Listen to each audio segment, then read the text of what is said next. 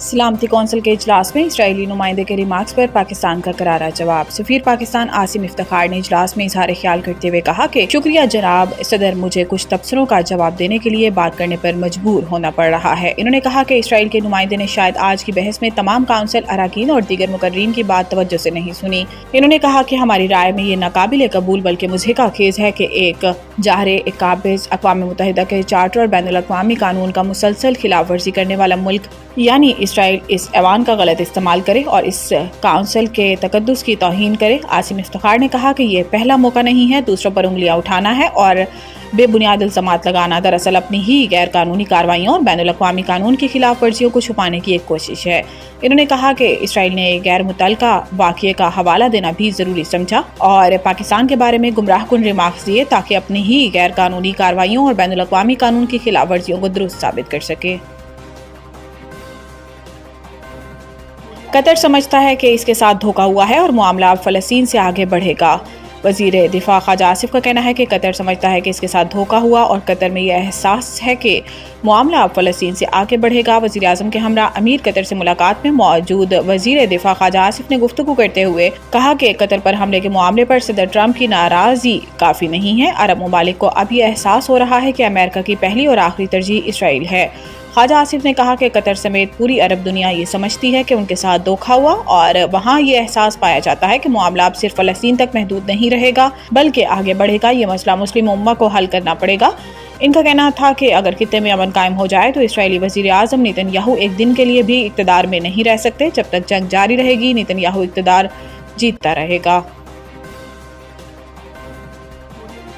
तोशाखाना 2 इमरान खान और बुशरा बीबी की जल्द समाअत और ट्रायल रोकने की दरखास्त दायर। हाई कोर्ट में ये अपील बैरिस्टर सलमान सफदर और चौधरी के जरिए दायर की गई, जिसमें मौक़िफ़ इख्तियार किया गया है कि ट्रायल कोर्ट ने नवंबर 2024 में बरियत की दरखास्त मुस्तरद की थी, जिसके खिलाफ 21 जनवरी 2025 को अपील दायर की गई। अपील की आखिरी समाअत 25 अप्रैल को हुई। इसके बाद से मामला ज़ेरे इल्तवा है। दरखास्त में मजीद कहा गया है कि अपील में ताख़ीर से दरखास्त गुजार के बुनियादी हकूक मुतासिर होने का खदशा है, जबकि ट्रायल कोर्ट गैर मामूली तेजी से कार्रवाई आगे बढ़ा रही है। दरखास्त गुजार के मौक़िफ़ के मुताबिक अपील पर फैसला आने से पहले अगर ट्रायल मुकम्मल हो गया तो अपील का फ़ायदा ख़त्म हो जाएगा। इसलिए अदालत से इस्तदा की गई है कि अपील का फैसला होने तक ट्रायल रोका जाए।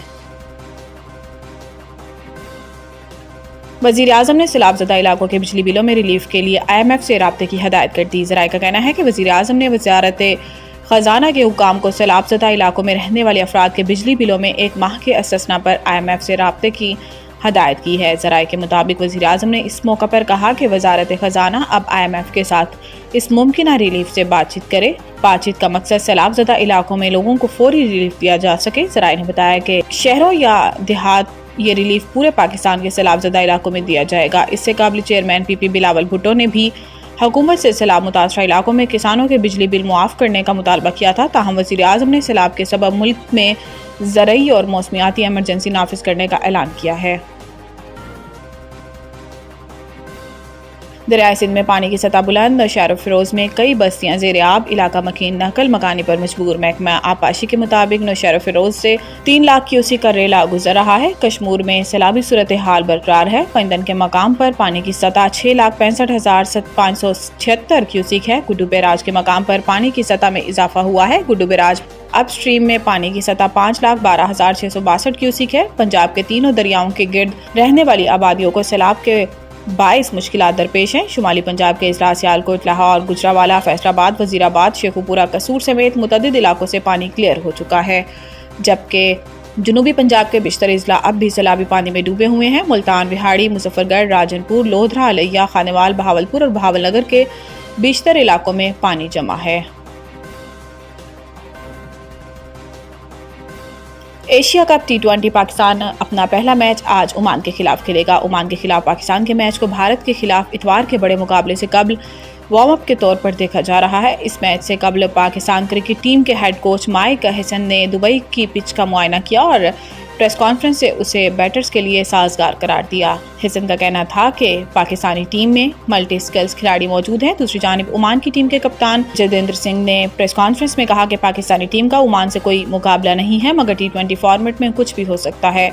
उनका कहना था कि एशिया कप में बड़ी टीमों के खिलाफ खेलना ओमान के लिए एक मौका है।